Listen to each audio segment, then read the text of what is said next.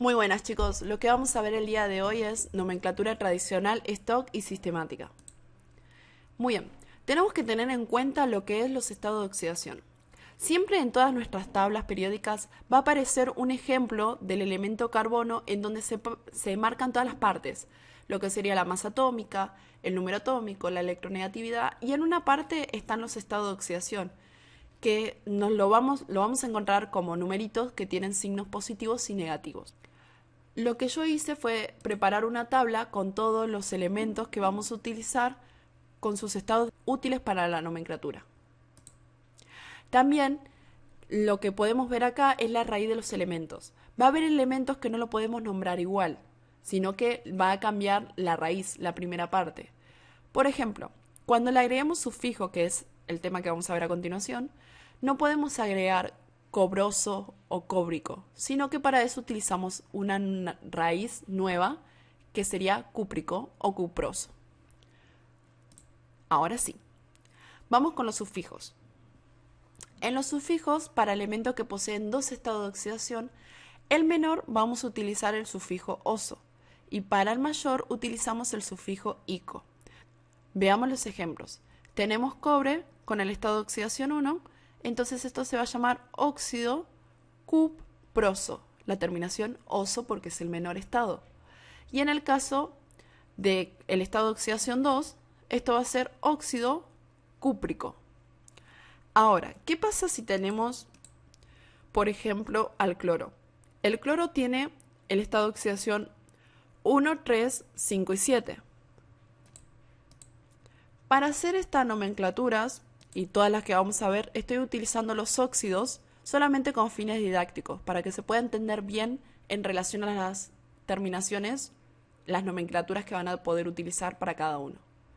¿Cómo va a ser esto? El cloro tiene el estado de oxidación 1, 3, 5 y 7.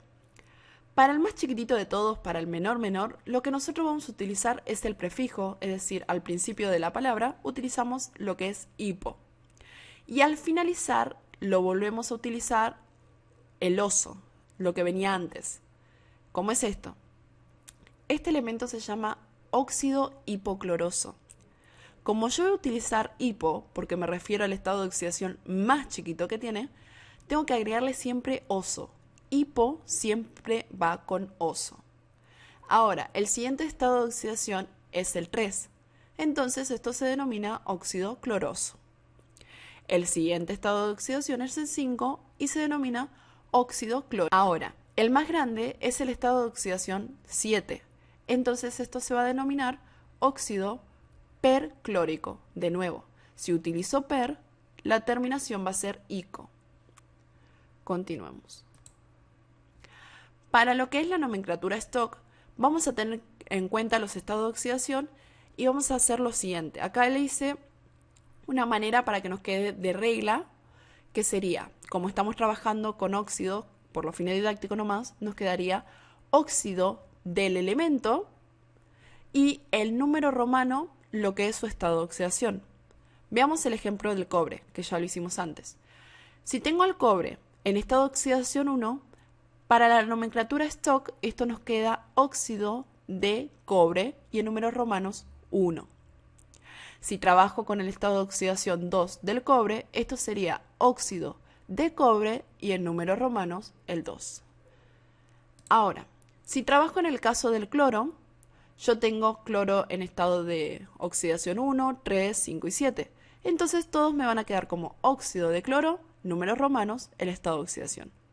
En este caso 1, 3, 5 y 7.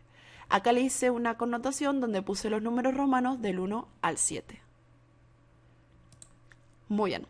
Ahora lo que vamos a hacer es ver la última nomenclatura, que es sistemático. Tenemos que tener en cuenta la cantidad del óxido y la cantidad del elemento. ¿Cómo es esto? Nosotros tenemos de nuevo el cobre, ¿sí? Tenemos el cobre que tiene 2. Este 2 atrás hace referencia a la cantidad del elemento que está delante, siempre. Si yo tengo este numerito acá, me dice cuánto de cobre tengo. Y si no aparece nada, como en este costado del oxígeno, yo doy por entendido que hay un 1. Entonces, tengo 1 de oxígeno y 2 de cobre. Entonces esto se va a llamar monóxido, la cantidad de óxido es 1, así que si es 1, acá les anoté todos los prefijos, mono, di, tri, tetra, pent, ex y ept. Si es 1, yo utilizo mono. Monóxido de, ¿cuántos cobres tengo? 2. Entonces sería dicobre. Ahora veamos el otro caso. En el caso en donde tenemos cobre 1 y oxígeno 1, esto se denomina monóxido de, y el elemento, solamente nombramos el elemento.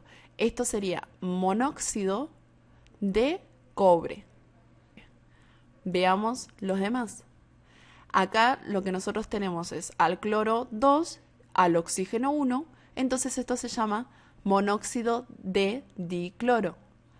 Acá tenemos al cloro 2, oxígeno 3, se llama trióxido de dicloro.